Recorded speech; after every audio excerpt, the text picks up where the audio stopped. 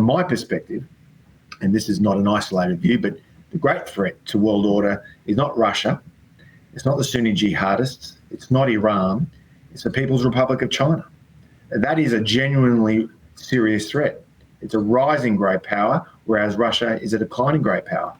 But back to your point, the widespread view in Washington among Democrats and Republicans, it's one of the only bipartisan issues in a very polarized town, is this idea that America can be policing the world.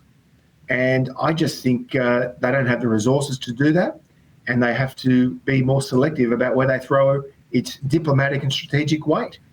And the danger now is that Russia is lost. Russia could have been a counterbalance to a rising China. Russia and China are not natural allies. History shows that. But the legacy of this long stoush of NATO expansion is that Russia has moved slowly but surely closer to China.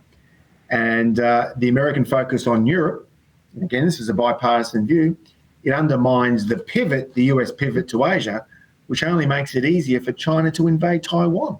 How is that in the American national interest? But as I said, this is a minority view in Washington in 2022. Yeah, the majority view seems to be part of the establishment.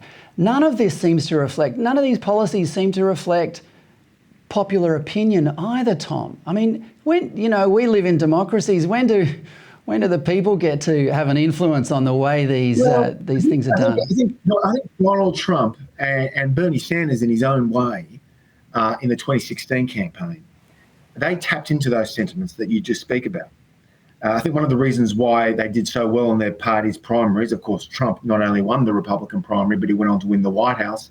And Bernie Sanders really gave a scare to Hillary Clinton, who's a hawkish establishment candidate.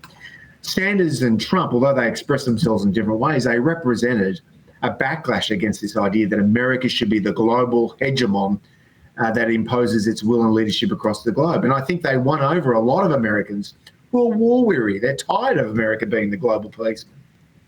However, all the available public opinion polling, Fred, shows that support for the Biden Republican, because it is bipartisan, the Biden Republican mission to support NATO against Russia, that is overwhelmingly popular. And I'd say the same thing about Australian public opinion here.